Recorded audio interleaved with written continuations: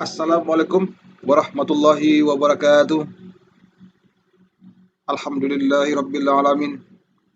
Wassalatu wassalamu ala asrafil anbiya'i wal mursalin.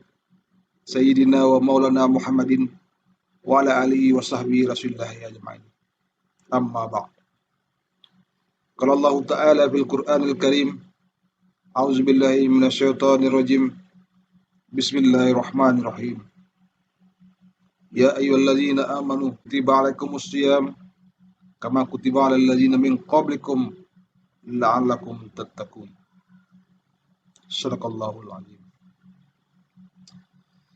Segala puji bagi Allah Subhanahu wa taala yang telah memberikan rahmat, nikmat dan karunia-Nya kepada kita semua sehingga kita dapat berkumpul di masjid yang kita cintai ini, di Masjid Asy-Syadiqin pada malam keempat bulan suci Ramadan tahun 1442 Hijriah.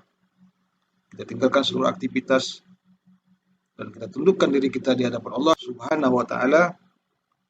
Semoga kehadiran kita menjadi bukti cintaan kita kepada Allah Subhanahu wa taala dan menjadi pembuka jalan keberkahan dan kemuliaan bagi kita, keluarga kita, dan masyarakat kita.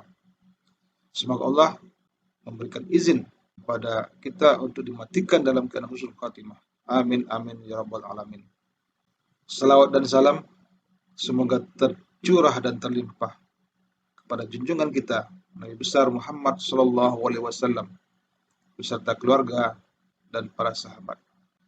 Bapak-bapak, ibu-ibu jamaah tarawih yang berbahagia, pada kesempatan hari ini izinkan kami untuk memberikan ceramah Ramadan yang kami beri judul Ramadan sebagai kunci membuka pintu rezeki. Bapak-bapak, ibu-ibu jamaah tarawih yang berbahagia, dalam ayat yang kita bacakan tadi, ayat ini adalah ayat yang sangat terkenal dan selalu dibacakan di dalam bulan suci Ramadan. Ya ayyuhalladzina amanu kutiba alaikumus syiyam kama kutiba alal ladzina min qablikum la'allakum tattaqun. Wahai orang-orang yang beriman, diwajibkan atas kamu berpuasa sebagaimana diwajibkan atas orang-orang sebelum kamu agar kamu bertakwa. Kita akan mencoba, kita sama-sama belajar. Boleh tak dengar suara bapak ibu? Baik pak. Baik bu. Kita lanjut ya. Kita coba kupas ayat itu. Mungkin kita adalah acuk mendengar ayat itu, tapi sejauh mana kita bisa memahami apa yang tersirat dalam ayat itu. Jadi kaji kita kini sederhana aja bapak ibu, tapi kalau bisa kita bisa pahami. Ya. Jadi di dalam ayat itu ada 2 poin. Yang pertama yang diserukan itu siapa? Ya ayyuhalladzina amanu. Orang-orang yang beriman. Supaya nanti la'allakum tattaqun. Kini untuk mendapatkan level takwa itu baik bapak ibu. Mudah atau mudah benar? Atau enggak mudah? Ada 5 level. Masih ingat bapak ibu? 5 level tingkat ketakwaan seseorang. Apa itu yang pertama? Apa bapak ibu? Masih ingat? Yang pertama apa? Yang pertama itu muslim.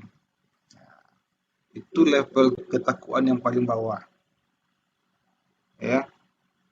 Muslim itu apa? Dia adalah mengucapkan. Kalau lah mengucapkan 2 kalimat syahadat, itulah muslim. Itu makanya yang di bawah. Nah, lihatnya apa? Mukmin. Nah, mukmin itu selain ia mengucapkan dengan lidah, meyakini dengan hati, ia juga melakukan, ia beribadah, ia bersedekah, ia berpuasa, ia sholat, ia mengaji. Nah, itu mukmin, dan itulah yang diserukan dalam ayat tadi. Ya ayyuhallazina amanu, yang beriman. Itu yang diserukan oleh Allah supaya nanti la'allakum tattaqun. Nah, level setelah mukmin ada enggak? Ada. Jadi level yang pertama muslim, mukmin, muhsin, mukhlisin, terakhir muttaqin. Jadi ada 5 level tingkatan yang harus kita lalui untuk mencapai level takwa.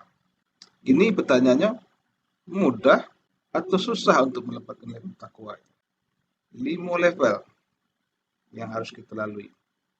Di dalam bulan suci Ramadan, atau Rahman dan Rahimnya Allah, sekali setahun kita diberi kesempatan untuk mencapai level takwa. Nah, jadi dalam ayat itu bisa kita maknai supaya kita mudah memahami. Bagi orang yang levelnya mukmin, punya peluang untuk mendapatkan level takwa. Loncengnya, loncengnya langsung takwa. Jadi mukmin langsung lonceng muhsin langsung takwa. Kalau dengan syarat dalam bulan suci Ramadan kita bersungguh-sungguh dalam menjalankan ibadah puasa. Sungguh-sungguh kita, serius kita. Man shoma Ramadan imanan wahtisaban ghufira lahu ma taqaddama min dzambi. Barang siapa yang bersungguh-sungguh, tidak ada ayatnya. Balik ke ayat tadi, level takwa itu kita harus melalui 5 tingkatan. Ya. Balik ke tadi, apa mudah atau susah? Kesempatan di bulan suci Ramadan kok kita sungguh-sungguh kita bisa dapat. Apalagi kalau kita level muhsin, mukhlisin, lebih dake. Nah, yang muslim masih bisa nggak dapat mutakin di dalam bulan suci Ramadan? Kalau lahirnya berusaha, insya Allah bisa mendapatkan level takwa itu. Untuk memudahkan pemahaman, kalau kita di sekolah formal ada TK, SD, SMP, SMA, sarjana, nah, itulah kira-kira. Jadi tingkat keimanan itu bisa TK baru, muslim itu TK baru. Bukan orangnya yang TK, tapi pemahamannya dan pelaksanaan dan keyakinan dan tingkat ketakwaannya itu baru TK baru. Naik mukmin jadi SD, nah, SMP, SMA. Kalau mutakin mungkin sama laju tingkatan sarjana. Nah, itu. Tapi kita tidak bisa menyambungkan dengan itu karena level ketakwaan seseorang itu bisa naik turun, Pak Ibu. Jadi takwa bisa turun balik, dapat godaan, dapat musibah turun balik. Nah, itulah tugas kita supaya kita konsisten. Nah, sudahkah kita pahami itulah maksud dalam ayat itu?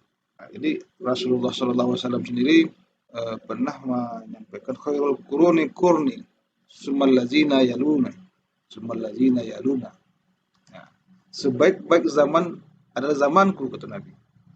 Setelah itu zaman para sahabat, kemudian para tabi'in, menurun lagi dan menurun lagi sampai akhir zaman.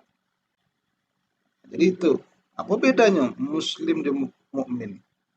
Nah, kita orang mukmin. Nah, bedanya muslim dan mukmin saja sudah tahu. Nah, jadi kalau kita mengaji sederhana aja, tapi kalau bisa kita pahami. Kini la'allakum tattaqun. Nah, Allah bersifat Rahman, Allah bersifat Rahim. Apa itu Rahman dan Rahim? Apa beda Rahman dan Rahim, Bapak Ibu? Pak, apa bedanya? Rahman dan Rahim itu apa bedanya? Rahman itu apa bedanya? Rahman itu sifat Allah, ini memberikan rezeki dan memberikan kasih sayang kepada seluruh umat manusia, termasuk kepada di luar manusia, hewan pun, tanaman pun diberikan rezeki oleh Allah. Contoh, orang Jepang kira-kira Pak Ibu, dibuatnya speaker, mereknya Toa misalnya. Di Bali dia pengurus masjid, pakai di situ untuk mengaji, untuk azan. Kira-kira orang Jepang dapat rezeki enggak? Nah, itulah sifat Rahmannya Allah. Seluruhnya mendapat rezeki. Orang kafir pun dapat rezeki. Kemudian ada Rahim sifat Allah. Apa itu Rahim? Rahim itu yang mendapatkan rahimnya dari Allah itu cuman orang-orang yang baik. Nah, orangnya yang baik. Jadi kesimpulannya Rahman itu karena Allahnya yang baik, Rahim itu orangnya atau kitanya yang baik, baru Allah dapat. Jadi kalau orang-orang selain Muslim itu cuma bisa mendapatkan Rahman dari Allah. Nah, Muslim kok istimewa mendapatkan Rahman dan Rahim sekaligus, peluangnya bisa mendapatkan kedua-duanya. Kemudian Kalau misalnya Allah mencapai level takwa gitu, nah, apa yang kita dapatkan? Apa ganjarannya kalau kita mencapai level takwa, Bapak Ibu? Nah, apa kira-kira kalau Allah takwa gitu, Bapak masuk surga? Nah, Pak, oh Pak, nah, apa ganjarannya kalau kita telah mencapai takwa? Dalam ayat yang lain Allah berfirman, "Wa may yattaqillaha yaj'al lahu makhraja wa yarzuqhu min haitsu la yahtasib." Barang siapa yang bertakwa kata Allah. Kalau itu yang bertakwa lah, bukan yang beriman lah. Barang siapanya yang lah mencapai takwa, wa may yattaqillaha, barang siapa yang bertakwa, yaj'al lahu makhraja kata Allah. Akan dibuka jalan keluar terhadap apa? Masalah-masalah, problem-problem. Konteks ayat ini bukan konteks akhirat, melainkan konteks dunia. Jadi mungkin di antara kita ada yang punya masalah, ya pastilah namanya manusia pasti ada masalah di kantor, ada masalah di rumah, ada masalah keluarga, ada masalah anak, ada masalah utang piutang, masalah warisan, masalah tetangga, masalah job bos, masalah jo anak buah, masalah jo rekan bisnis, macam-macam, masalah ekonomi. Jadi dijanjikan Allah kalau yang bertakwa akan dimudahkan jalan keluar dari terhadap semua masalah dan problem-problem. Nah, apakah cuma itu ganjarannya? Ada lain dalam ayat itu, masih di dalam ayat yang sama. Apakah insya Allah wa yarzukhu. Lah sudah awak dari jalan keluar, dimudahkan jalan keluar. Wa yarzukhu, dimudahkan pula rezeki, diberikan rezeki. Wa yarzukhu min haitsu la yahtasib, dari arah yang tidak disangka-sangka. Masya Allah. Allah tahu enggak kita itu? Kalau kita takwa, dimudahkan jalan keluar. Itu janji Allah. Ada dalam Al-Quran. Dan diberilah rezeki dari arah yang tidak disangka-sangka. Nah, tiba-tiba kalau bagi ibu mungkin suami tiba awak adalah bertakwa kan. Tiba-tiba suami, adik kok kunci auto, papa lah dapat auto dinas. Itu rezeki yang tidak disangka-sangka. Atau mungkin sebagian kita cari orang rasanya tak mungkin naik haji tu. Tak mungkin ya umrah. Untuk makan aja susah. Tahu-tahu ada orang yang bagi, aku lah pergilah umrah. Apa dia elok apa? Ampun di ledo kerabian sakit. Pergilah Pak. Apa petang ke situ-situ jadi naik haji atau apa situ-situ umrah atau dibiaya di anak tiba-tiba dapat sakit nomplok. Nah itu rezeki yang tak disangka-sangka. Rasanya tak mungkin dong. Tapi itu terjadi. Nah itu ya. Siapa yang bisa mendapatkan itu? Orang yang levelnya bertakwa. Itu janji Allah. Nah, Bapak Ibu jemaah tarawih yang berbahagia, kita ketahui kini negara kita sedang mengalami krisis ekonomi, krisis kesehatan, krisis ekonomi, krisis ideologi, krisis kepemimpinan, krisis kepercayaan, macam-macam krisis pendidikan. Seharusnya itu tidak terjadi, Bapak Ibu. Takdirnya umat Islam sebagaimana surah An-Nur ayat 55, Allah berjanji, barang siapa yang beriman dan beramal soleh, Allah janjikan apa? Kepemimpinan. Nah, itu janji Allah. Kemuliaan, kejayaan, dan warisan sebagaimana di orang-orang sebelum mereka. Itu janji Allah. Mungkin akhir-akhir ke dan dari dulu ada mispersepsi tentang Islam. Kalau disebutkan Islam, konotasinya miskin. Disebutkan Islam, konotasinya meninggalkan dunia. Disebutkan Islam, kau nak dapat bagian di dunia loh, cuma dapat bagian di akhirat saja. Apa betul yang seperti itu, Pak Ibu? Disebutkan Islam, jorok, itu saja. Nak tahu teknologi, wah kan itu. Apa betul yang seperti itu? Kini kita cari saja faktanya.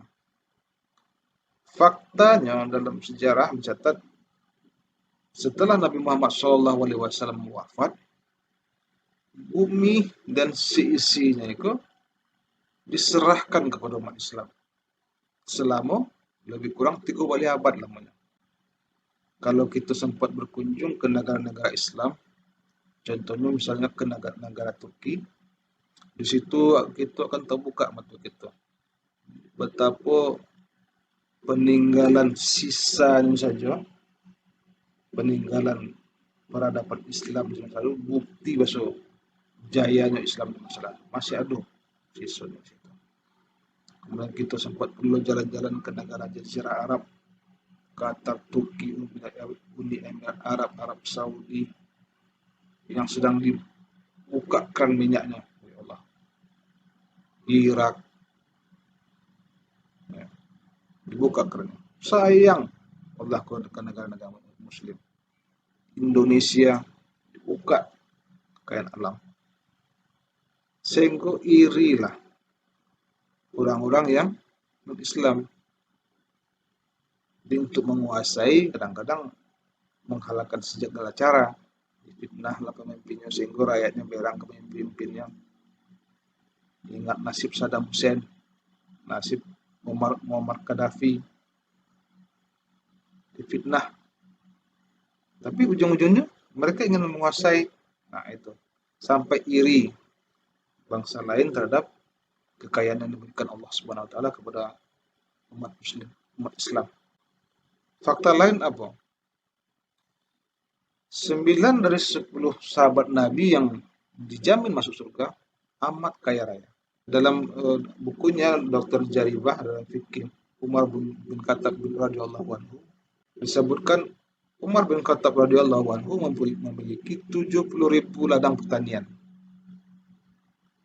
Nah, macam bukan main Bapak Ibu, 70.000 ladang pertanian. Kalau dinilai mungkin kini sama jo sampai balik triliun kekayaan Umar bin Khattab radhiyallahu anhu. Masya Allah.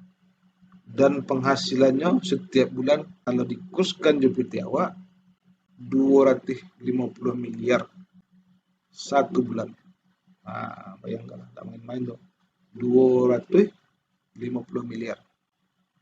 Kini kita aja 200 juta aja lah sebulan. Nah, mungkinlah petentang-petenteng. Ya Bapak Ibu. Nah, jadi itulah kekayaannya sahabat Nabi. Siapa lagi? Abdurrahman bin Auf radhiyallahu anhu. Dalam sejarah disebutkan setiap beliau berjalan dan di depannya ada batu, di bawahnya ada emas. Masya Allah. Itulah keajaiban di masa itu. Mudah bagi Allah ingin memindah-mindahkan harta, memindah-mindahkan rezeki, memindah-mindahkan emas. Dan para sahabat menjadi bukti keajaiban di zaman itu. Nah, ada lagi Umar bin Affan radhiyallahu anhu. Sampai detik ini, sampai saat ini rekening atas Utsman bin Affan radhiyallahu anhu masih ada. Rekeningnya masih dimanfaatkan oleh fakir miskin di Mekah dan di Madinah. Nah, itulah konsep Islam. Khairun nas anfa'uhum linnas. Sebaik-baiknya manusia adalah manusia yang bermanfaat bagi orang lain. Nah, itu Bapak Ibu singkatnya waktu. Sebenarnya untuk pengajian tentang rezeki ini tidak bisa dalam satu kali pertemuan kita lah. Mungkin lain kali kita sambung lagi, tapi yang jelas untuk kini kita simpulkan saja bahwa kalau kita ikuti jalur yang sudah ditentukan oleh Allah, rel yang telah diberikan oleh Allah, itu insya Allah kita akan mendapatkan dua, dunia dan akhirat. Oh Ustaz, tentu ada tuh yang bermaksiat, berjudi, berzina, segala macam. Tapi dia gejor sakit ya Allah. Mana mulai itu? Nah itu kan sifat rahman Allah tadi diberikan. Tapi itu jalurnya jalur Allah lah itu. Jalurnya jalur tersendirinya memilihnya lah memilih jalur dunia. Jadi bagi Allah kalau orang lah memilih dunia itu dia agih dia Allah. Wah ambillah. Dia agih. Tapi nanti di akhir kan tinggal membakar saja Allah. Tidak ada utang Allah. Apakah kita turut yang itu? Nah, jadi kita kalau sebagai seorang mukmin, kita lah percaya dengan Allah, kita ikuti jalan Allah. Jadi mari kita bersatu, ya, kita berharap Islam itu nanti kembali balik. Kalau kita ketahui kini hampir 100 tahun terakhir dunia ini dikuasai oleh Yahudi dan Nasrani. Umat Islam bisa dikatakan sedang di bawah gitu. Jadi kita harus banyak bersabar dan tidak cuma bersabar, kita harus berusaha pula untuk bisa memahami Islam dengan baik dan kita bisa minimal mendekati kejayaan semasa Rasulullah SAW. Jadi kita bersatu, kita hindarkanlah perdebatan-perdebatan masalah khilafiyah, kita bersatu dan kita capai kejayaan, insya Allah. Jadi dan tinggi pula hukum konstitusi dari hukum Allah, tinggi lo hukum adat dari hukum Allah. Nah itu yang berkacau kini. Kita ikutilah jalur yang ditentukan Allah. Kalau ada hukum yang ada di dalam Al-Quran dan hadis, hukumnya itu yang kita ikuti. Kecuali tidak ada. Nah, kini bawa hukum segala hukum bawa manusia yang membuat. Pada Allah lah mengecek. Cuma Allah yang berhak menentukan hukum. Nah, kita ubah hukum. Sehingga mulai masuk nafsu siapa yang pembuat hukum itu. Sehingga terjadi hal yang begini. Jadi di dalam negara kita kok sebenarnya mungkin kita pun lah menjadi korban itu Pak Ibu. Sejak zaman Belanda, lalu setelah pendidikan lah disetel dari zaman Belanda. Keuangan perbankan lah disetel dari orang Belanda. Dengan pola barat pendidikan adalah hukum pun hukum Belanda. Sehingga kita anut kurangnya sulapai tapi hukumnya masih pakai. Nah, padahal kalau hukum Allah yang hukum Islam contohnya kalau hukum barat hukum mencuri misalnya. Apakah seharusnya dihukum? Tidak di Islam. Dalam syariat Islam. Kalau di hukum barat ala barat yang dicari itu deliknya. Seseorang bersalah mencuri misalnya. Tanya, di mana kesalahannya? Apakah disengaja atau tidak disengaja? Di mana kesalahannya? Kalau udah salah pasti dihukum. Nah, kalau dalam hukum Islam tidak kayak gitu dah. Lebih baik salah tidak menghukum seseorang daripada itu salah menghukum seseorang. Kenapa? Kalau selamat di dunia, di akhirat masih ada. Itulah hukum Islam. Tidak seluruhnya dipotong tangan lah. Ada misalnya yang ketahuan mencuri akan ditanya dulu. Ada enggak keluarga yang sakit, orang tua sakit, anak enggak, bayi orang sekolah, anak alun makan, misalnya. Jadi uzurnya dicari kalau dalam hukum Islam. Apa uzurnya? Kalau ada misalnya anak lu makan itu, nah mungkin lapeh, mungkin akan diagih. Karena itu kegagalan pemerintah menjamin masyarakatnya. Masyarakat ini tidak makan itu dihukum juga. Nah itu dihukum beko akibatnya dihukum sekian bulan, sekian tahun, akibatnya keluarganya menderita. Nah itulah hukum yang kita pakai ini. Bapak-bapak, ibu, sebenarnya banyak kajian yang ingin kami sampaikan dalam kesempatan ini. Mungkin karena singkatnya waktu, balik ke yang tadi kita simpulkan, kalau kita di jalan yang lurus, insya Allah kita akan mendapatkan dunia dan akhirat. Dan tinggi pula hukum konstitusi lain daripada hukum agama. Agama dulu. Ada enggak di dalam Al-Quran dan Hadis itu dulu. Kalau ada dalam Al-Quran dan Hadis itu yang kita pakai. Oh tinggi lo hukum adat dari hukum Allah. Nah, itu yang beda gini. Ya. Jadi kita bersatu lah kita coba jalankan agama kita secara kafah sehingga mudah-mudahan kita terjadi perubahan nanti di negara kita. Demikian, banyak maaf jika ada kekeliruan dan salah-salah kata itu datangnya dari saya sendiri selaku manusia biasa yang tidak luput dari salah dan dosa, dan kemudian itu datangnya dari Allah. Semoga yang kita sampaikan pada malam hari ini menjadi pedoman bagi kita amalkan dalam kehidupan kita sehari-hari dan bermanfaat juga, terutama bagi aku sendiri dan terutama bagi kita yang ada risiko. Akhirul kalam, subhanakallahumma wa bihamdika asyhadu an la ilaha illa anta astaghfiruka wa atubu ilaik. Wassalamualaikum warahmatullahi wabarakatuh.